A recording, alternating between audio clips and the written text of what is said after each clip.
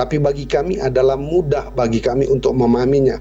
Yang saya merujuk kepada 1 Korintus tadi itu, berbusa pun mulut kami, itu tidak akan Bapak pahami ya, karena kita tidak dapat mohon penjelasannya, karena tadi saya sudah diklaim tidak mempunyai Roh Kudus. Mungkin Ustaz Juma yang penuh Roh Kudus bisa memahamkan itu, karena saya sampai sekarang masih bingung Allah saya masih bingung karena Pak Jodan memotong alur sampai di aku adalah dia, tapi tidak beliau bahas. Terima kasih Ustaz Juma.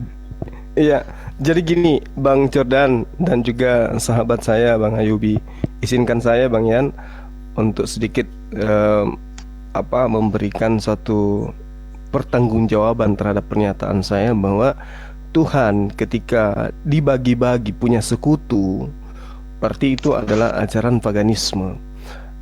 Tadi Bang Jordan mengambil 2 Korintus, kita cukupkan di bab 13 nomor 4.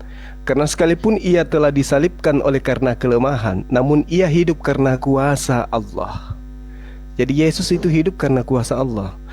Memang kami adalah lemah di dalam dia, tetapi kami akan hidup bersama-sama dengan dia untuk kamu, karena kuasa Allah, bukan kuasa Yesus. Nah, terkait dengan apa yang saya ingin pertanggungjawabkan, di dalam Al-Quran, Allahu la ilaha illa huwal hayyul qayyum, la ta'khudhu sinatu wala naum. Itu jelas, itu udah final itu. Nah, 2 Raja-Raja 19 nomor 19. Maka sekarang ya Allah Tuhan kami, selamatkanlah kiranya kami dari tangannya, supaya segala kerajaan di bumi mengetahui bahwa hanya Engkau sendirilah Tuhan, ya Allah. Yesaya 37 nomor 16. Ya Allah Tuhan semesta alam, Tuhan Israel yang bertahta di atas kerubim, hanya Engkau sendirilah Tuhan segala kerajaan bumi. Engkaulah yang menjadikan langit dan bumi. Ayub 9 nomor 8. Yang seorang diri membentangkan langit dan melangkah di atas gelombang-gelombang laut. Mazmur 72 nomor 18. Terpujilah Allah Tuhan Israel yang melakukan perbuatan yang ajaib seorang diri. Mazmur 136 nomor 4. Kepada Dia yang seorang diri melakukan keajaiban-keajaiban besar, bahwasanya untuk selama-lamanya kasih setianya. Yesaya 44 nomor 24. Beginilah firman Tuhan penebusmu yang membentuk engkau sejak dari rahim kandungan ibumu. Akulah Tuhan yang menjadikan segala sesuatunya, yang seorang diri membentangkan langit dan menghamparkan bumi. Siapakah yang mendampingi aku?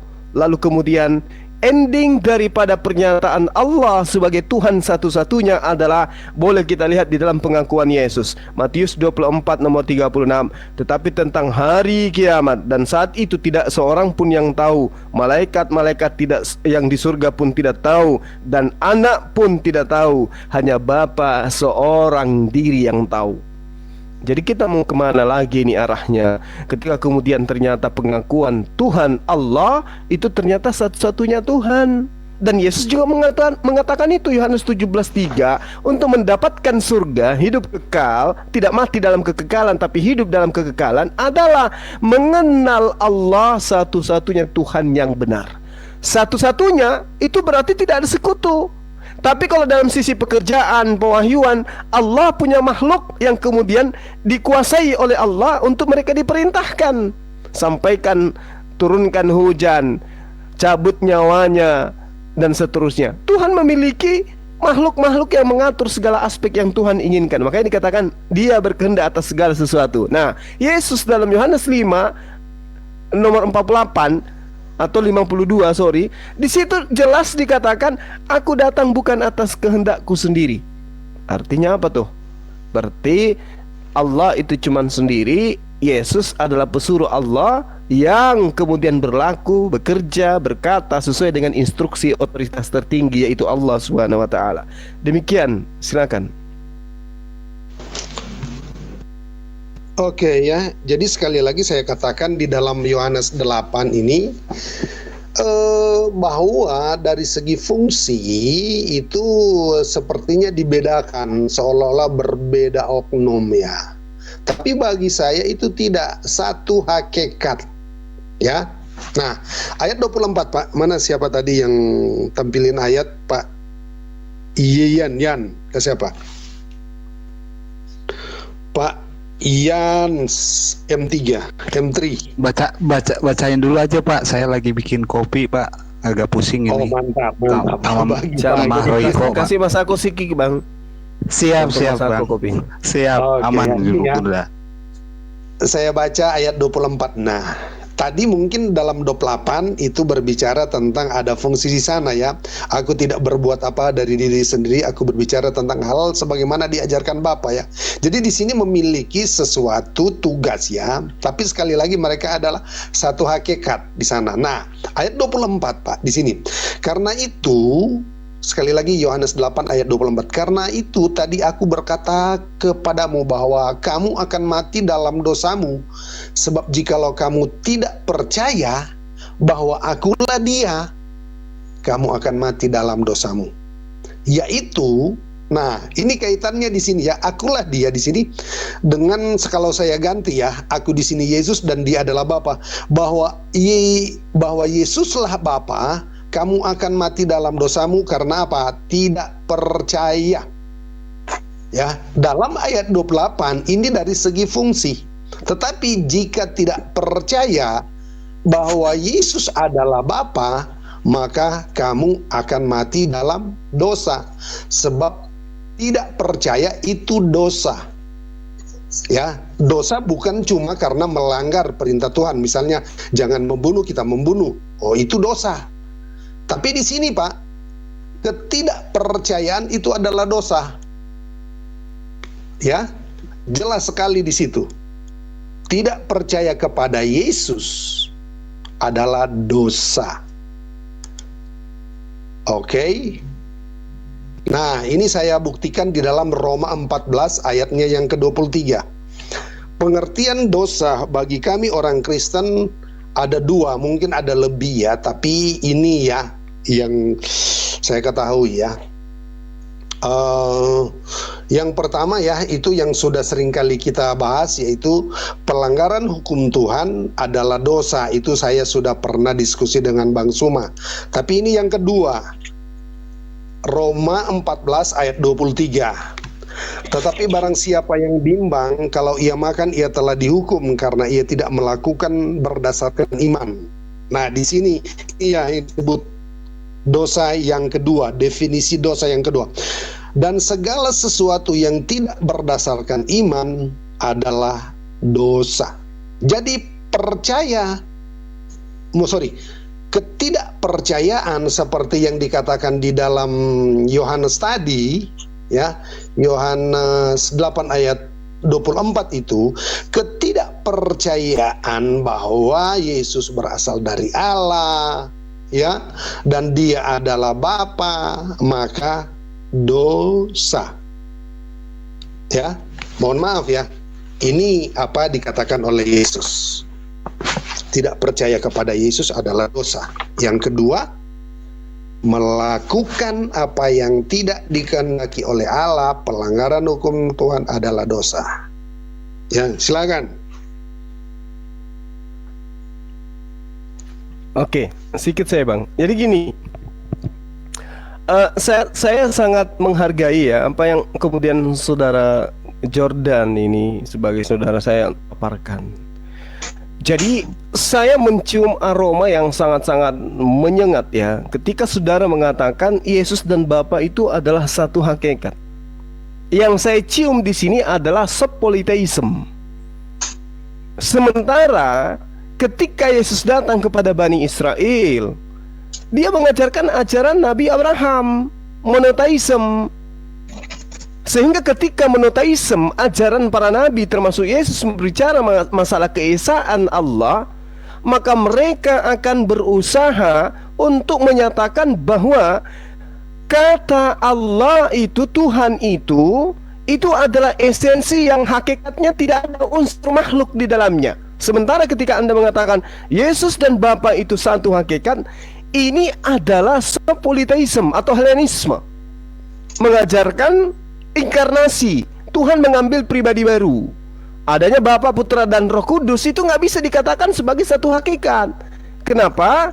Karena yang satu memiliki sisi kemanusiaan, yang satu tidak memiliki sisi kemanusiaan. Hakikat Yesus adalah manusia, hakikat Tuhan adalah pencipta. Nggak bisa kemudian bergabung menjadi satu. Ketika saudara mengatakan 3 pribadi atau 2 pribadi yang adalah Allah, adalah Tuhan, adalah Bapa, ada dalam keesaan, itu sedang melanggar hukum di mana hukum ini adalah hukum akal, hukum pewahyuan. Anda harus tahu bahwa dalam ilmu pengetahuan, esa itu hanya berkaitan dengan paham monoteisme.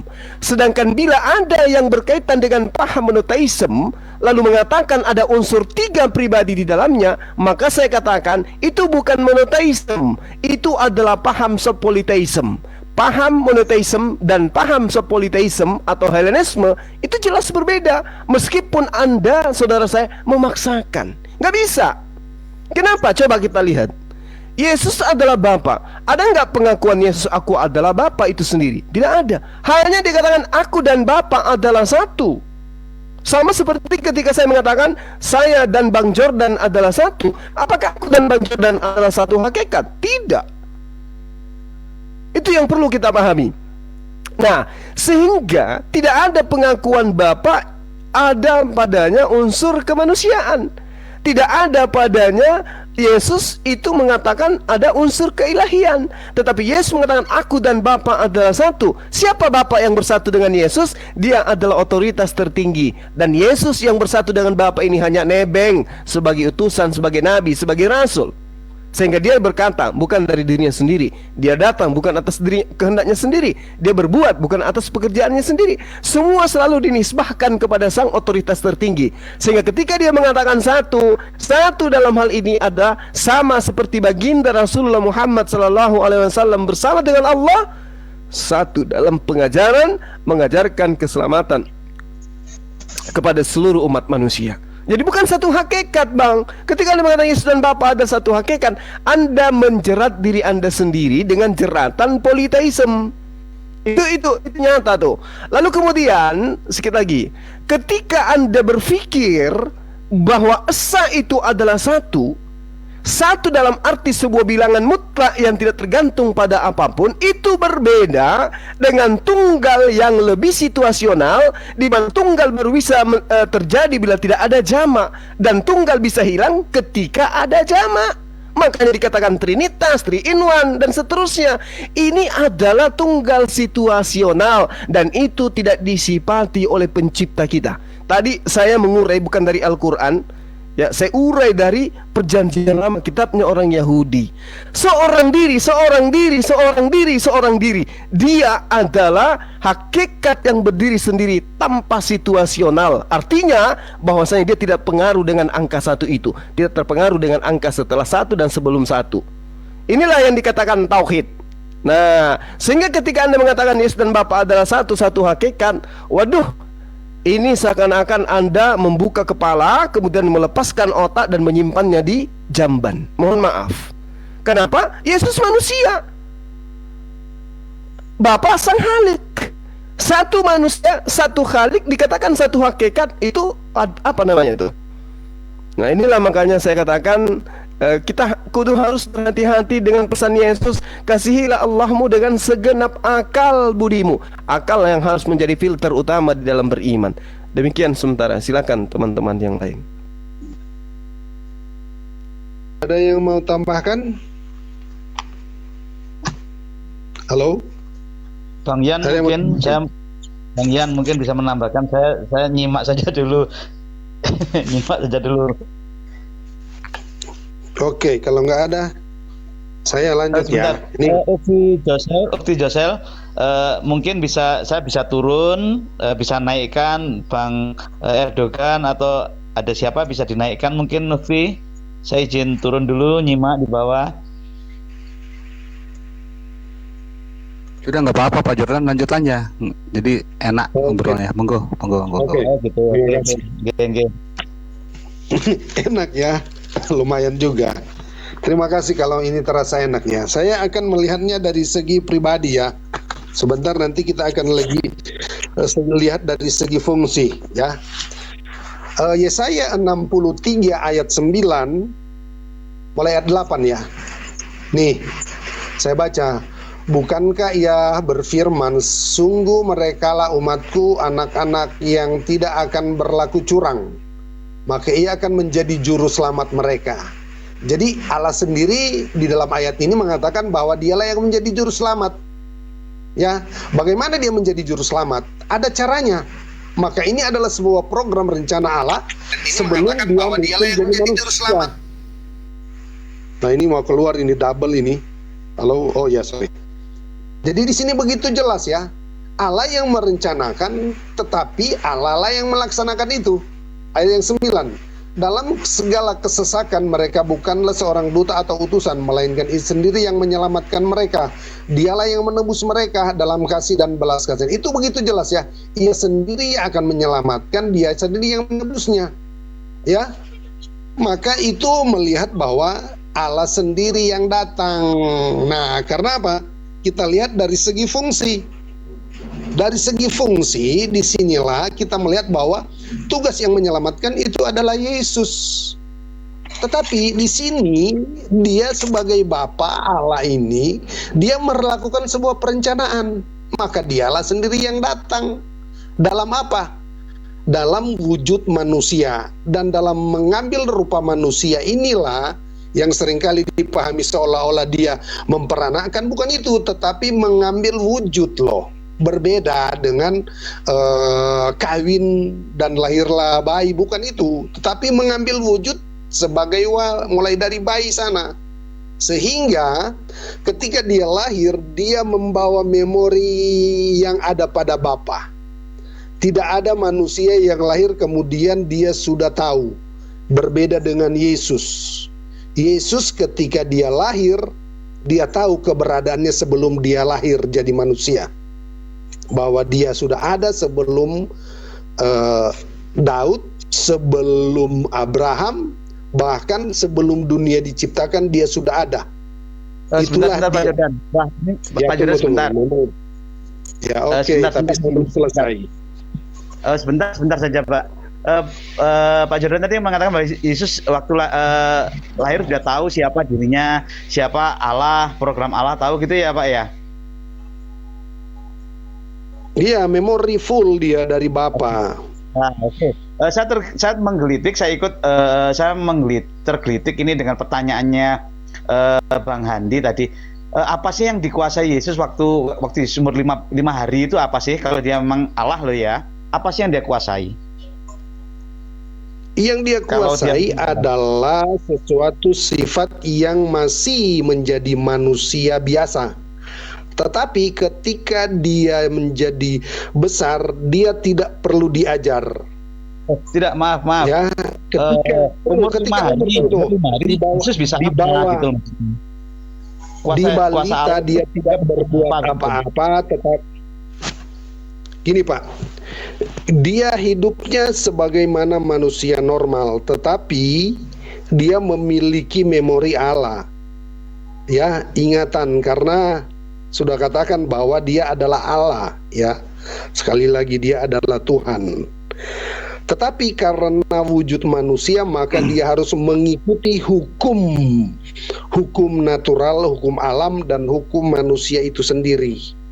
Ya, itu dapat dibuktikan ketika dia bersoal jawab di umur 12 tahun ketika dia sudah mulai mengerti ya perkembangannya.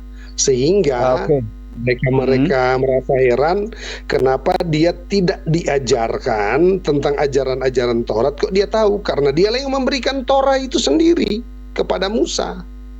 Ya. Oke, ini dari segi fungsi. Tunggu Pak, simpan dulu pertanyaan ini, saya selesaikan dulu supaya saya tidak akan konsentrasi, saya tidak akan terganggu ya. Oke, mohon maaf Pak Jordan. Maaf. Ya. Oke, nah ini saya mau lihat di dalam ayatnya yang Yohanes ke-17, ayatnya yang keempat, ya. Di sini kita lihat bahwa Yesus mengatakan begini, Aku telah mempermuliakan engkau di bumi dengan jalan menyelesaikan pekerjaan yang engkau berikan kepadaku untuk melakukannya. Jadi di sini kita melihat bahwa dia sebagai utusan. Itu tidak salah. Karena dia yang dia sendiri yang datang, tetapi karena dia menghormati hukum-hukum yang seperti itu, maka dia mengatakan bahwa seolah-olah Bapa dan dia seolah-olah berbeda, ya. Namun jelas di sini mengatakan bahwa Bapalah yang merencanakan, dialah yang melakukan ini, karena Bapalah yang mengutus dia, dan dialah yang menyelesaikan pekerjaan sesuai dengan apa yang otoritas yang diberikan kepada dia. Ya, silakan lanjut, apa pertanyaan yang Bapak mau potong tadi ketika saya mau menjelaskan ini? Ya, begini, saya semakin mengerucut ini kesimpulan saya. Tadi Ustaz Juma sudah menjelaskan bagaimana tentang kalau misalnya manusia dengan Allah dijadikan satu hakikat itu, tadi Ustaz Juma menjelaskan panjang lebar. Jadi dari kesimpulan awal ini Pak Jordan, atas penjelasan Bapak dari kesini tadi, yaitu Yesus adalah utusan, begitu ya Bapak ya. Tapi Yesus sendiri adalah Allah. Makanya saya tanya, apakah salah pertanyaan saya bahwa Allah mengutus Allah? Itu Bapak. Ya, betul, itulah Allah mengutus Allah. Jadi Allah mengutus dirinya sendiri, begitu. Iya, mengutus diri kan saya sudah tampilkan di dalam Yesaya 63 ayat 8 dan 9. Jadi fix ya, Yesus itu adalah Bapa sendiri, Bapa mengutus dirinya sendiri, itu Bapak ya. Iya, ayatnya ada. Oke, biar ditanggapi Ustadz Zuma. Terus begini, satu pertanyaan Bapak, kenapa sih kalau untuk penebusan dosa, ini mohon maaf ini, penebusan dosa itu kok Allah begitu kok ribet sekali, mohon maaf loh ini, saya katakan menggunakan kata ribet, kenapa ribet harus menyiksa anaknya dulu?